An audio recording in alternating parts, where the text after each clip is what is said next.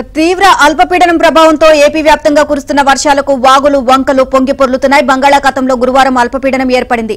ఇది రాత్రికి బలపడి తీవ్ర అల్పపీడనంగా మారింది. ఇది వాయువ్యంగా పయనించి ఇవాల్టికి వాయువ్య పశ్చిమ మధ్య బంగాళాఖాతంలో ప్రవేశించి వాయుగుండంగా బలపడుతుంది అని వాతావరణ శాఖ తెలియజేసింది. తర్వాత వాయువ్యంగా పయనించి రేపు ఒడిశాలో తీరం దాటుతుంది అని పేర్కొంది. ఇక నైరుతి రుతుపవనాలు చురుగ్గా కదులుతుండటంతో గురువారం తెల్లవారుజాము నుంచి ఉత్తర కోస్తాలో అనేక చోట్ల, దక్షిణ కోస్తాలో పలు చోట్ల వర్షాలు, అక్కడక్కడ భారీ వర్షాలు కురిశాయి.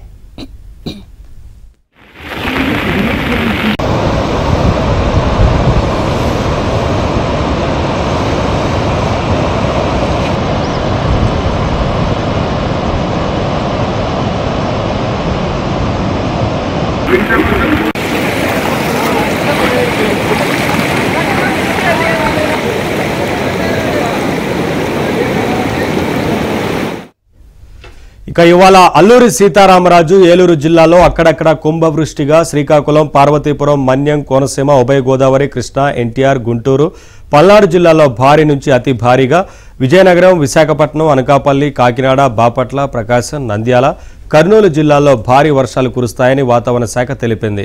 కోస్తా తీరం వెంబడి గాలులు వీస్తున్నాయని, మత్స్యకారులు సముద్రంలో చేపల వేటకు వెళ్లరాదని హెచ్చరించింది.